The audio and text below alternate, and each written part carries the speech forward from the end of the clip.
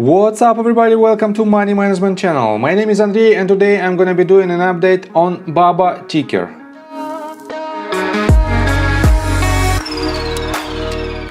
And in today's video, first of all, I will show you where we are on the price chart and how we get there.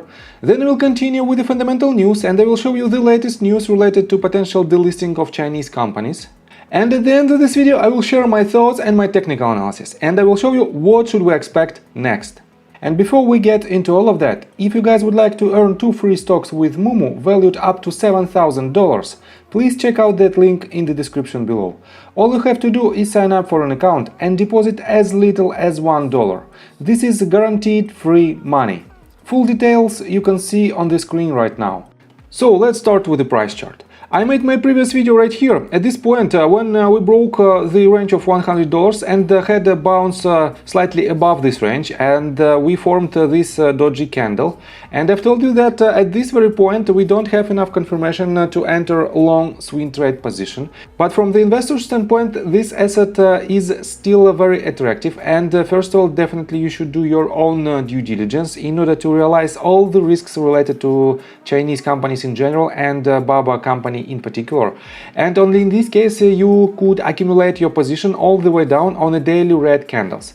And we have two of these candles for now. And this asset lost again during just a couple of sessions about 13%. And I have to say that we still don't have any confirmation of potential trend reversal. That's why you have to be cautious. But all the technical details I will show you in just several minutes. And for now, let's continue with the fundamental news and let me show you what was the reason of this sell-off. On cnnbusiness.com we have this article that was published on March 11th and is titled "Chinese tech stocks plunge after US names companies for potential delisting." And let me quote you this. Popular Chinese tech stocks have plunged after the US regulator named 5 Chinese companies that could be removed from American stock markets for failing to meet audit requirements. The names cited by the US Securities and Exchange Commission on Thursday are fast food company Yum China Holdings, tech firm ACM Research, biotech group Beijing, Z-Lab, as well as pharmaceutical company HUTCHMED. But big tech stocks also fell because investors are concerned that more companies might be added to the regulator's list. And let me show you the official SEC website, and we are on sec.gov/HFCIA. And this is the official document, and here is the list of these companies, and they were added on March the 8th.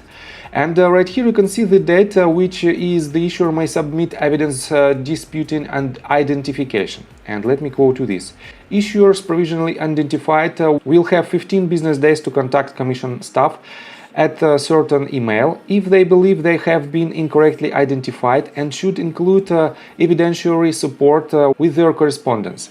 Issuers are not subject to the requirements under the HFCAA until they have been conclusively identified. So this means they still have about 15 days until the March 29th, until this deadline, and definitely they might find some settlement. And especially I have to say that it is not the companies that are guilty in this situation.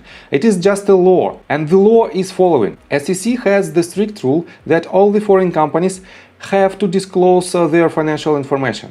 But on the other hand, all the Chinese companies have another law that they cannot disclose any financial information to the foreign governments. And all of the Chinese stocks are at the same boat. And I have to say that it is not the first time when we see this type of bearish pressure. And definitely it reduced the price of all of the Chinese stocks. But all in all, let me show you next article. And we are on cnvpost.com, and this article was published right after this previous one, and it says China US expected to reach consensus on audit regulatory cooperation soon, report says. Dialogue and consultation between Chinese and US regulators on regulatory cooperation on auditing is progressing well, with both sides demonstrating a willingness to resolve issues in good faith, and a consensus is expected to be reached soon, local media CNN said today, citing sources close to Chinese regulators.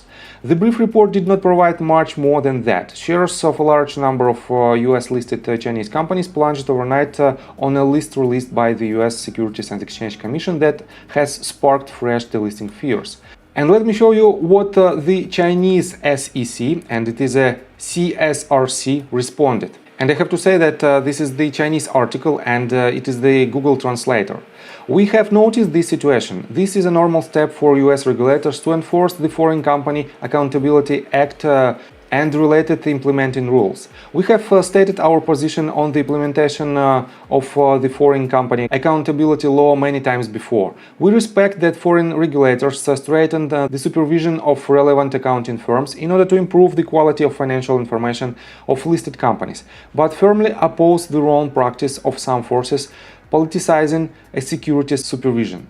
We have always adhered to the spirit of openness and cooperation and are willing to solve the problem of inspections and investigations of relevant firms by the US regulatory authorities through regulatory cooperation, which is also in line with international practices. Recently, the China Security Regulatory Commission and the Ministry of Finance have continued to communicate with the US Public Company Accounting Oversight Board, PCAOB, and have made positive progress. We believe that through joint efforts, the two sides will be able to make cooperation arrangements as soon as possible in line with the legal provisions and regulatory requirements of the two countries, jointly protect the legitimate rights and interests of global investors, and promote the healthy and stable development of the two countries' markets.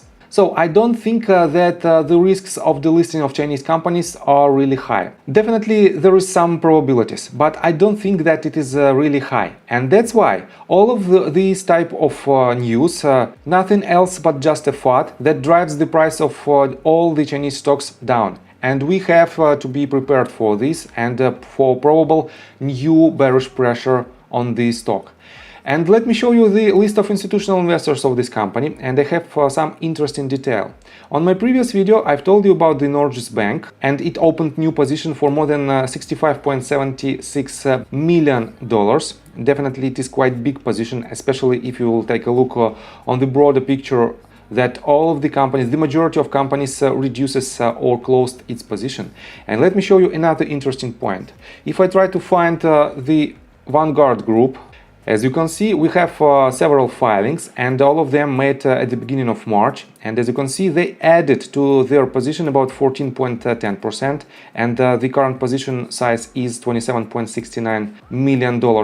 Next one added 3.25%, and the total position is mind-blowing $1.17 billion. Next one added 0.9% to $98.6 million. Next one added 0.68% to $286.9 million, and so on and so forth. As you can see, 4.21 to $41.1 million.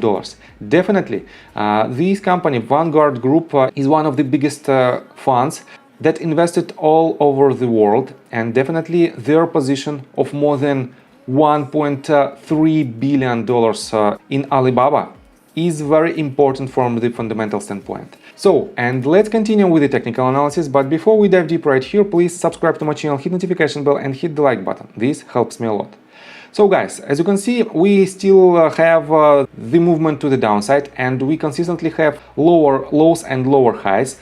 And if you will take a look on indicators, let me show you that on a weekly time frame, and some of my viewers asked me about this divergence. On weekly time frame, we broke this previous low, and for now this low is lower than this one. But we didn't break these two levels. This means we still have this bullish divergence, and we still have the chances to hit higher targets. On top of that, if I switch to monthly time frame, as you can see, the RSI is touching the border in between neutral and oversold territory. This means a lot of companies might enter their investment position with this asset because all in all, we don't have any major retracements from the beginning of October 2020 till present day. This means from the technical standpoint, we should have at least a bounce, and this bounce might be, let me pull the Fibonacci retracement tool from the swing high to swing low, and this bounce might be at least at $142 price point, and it is a huge bounce to the upside for more than 63%. Definitely, it is not the best asset to enter your swing trade position, but from the investor standpoint, it is quite good company and nothing changed fundamentally for this company. This means you can add to your investment position with this asset on every daily red candle. So I think from the technical standpoint that's it for now. If you like my video, please hit the like button and subscribe to my channel with notification bell, and see you guys and girls next time. Bye!